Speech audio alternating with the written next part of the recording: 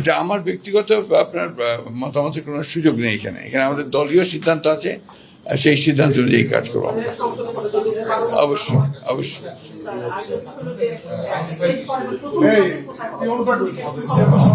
এটা তো আপনার যে মেয়াদ শেষ হয়ে গেছে, যে সমস্ত আপনার স্থানীয় সরকারের, সেগুলো থেকেই শুরু হবে। যেগুলোর মেয়াদ শেষ হলো সেগুলো শুরু হবে। এটা তো আপনার নিয়ম আছে না। চট্টগ্রামের তো আপনার এখনো বাকি আছে, অনেকদিন তাদের কোর্টের অর্ডারে এটা মেয়াদ আরো অনেকদিন আছে। ঢাকা আগে হওয়ার সম্ভাবনা আছে দুটো, আর একটা কয়েকটা আছে যে মেয়াদ যাদের শেষ হয়েছে তাদেরকে আগে হবে।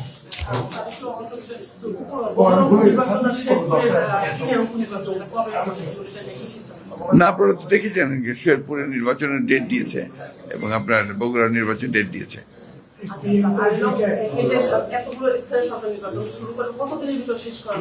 এইটা তো আপনার এইভাবে এখনই বলা যাবে না। এটা তো আমরা যখন দেখবো এক এক করে বাই ফেজ, এটা তো চলমান প্রক্রিয়া। আপনার এই লোকাল গভর্নমেন্ট ইলেকশনও কিন্তু একটা চলমান প্রক্রিয়া।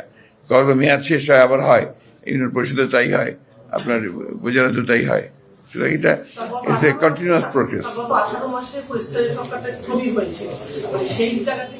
আস্তে আস্তে চালু হবে, নতুন ইলেকশন হচ্ছে, আসবে, প্রশাসক আসবে অ্যাক্টিভ হবে। এখন আপনার মূল বিষয় হচ্ছে যে পুরো ইলেকশনগুলো কমপ্লিট করা। সেই ইলেকশন যখন হবে তখনই আপনার সবচেয়ে বেশি।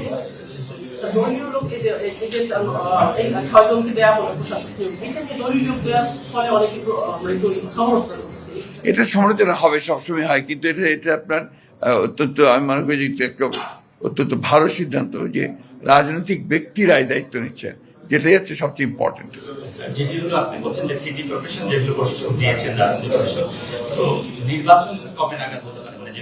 এটা তো মেয়াদ শেষ সঙ্গেই আপনার মেয়াদ শেষ হওয়ার সঙ্গে সঙ্গে হবে, গভর্নমেন্টের সিদ্ধান্ত হবে, তখনই হবে।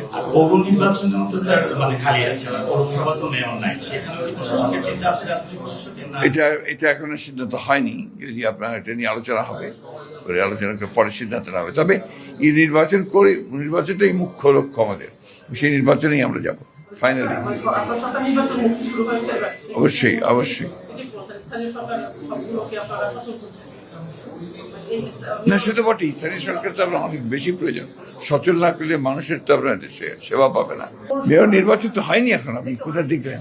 মেয়র আমরা প্রশাসক নিয়োগ দিয়েছি, আপনার আগে ছিল সরকারি কর্মকর্তারা, সেখানে আমরা দিচ্ছি আপনার রাজনৈতিক ব্যক্তিদেরকে। আমরা মনে করছি যে রাজনৈতিক ব্যক্তিদের দিয়ে আমরা জনগণের সঙ্গে সম্পৃক্ততাটা বাড়বে, তাদের সমস্যাগুলোর সমাধান দ্রুত হবে। এটা হচ্ছে প্রথম কাজ। এবং যখনই একটা কর্পোরেশনের মেয়াদ যে বিষয়টা আসবে, গভর্নমেন্টের সিদ্ধান্ত যে ইলেকশন হবে। Thank you.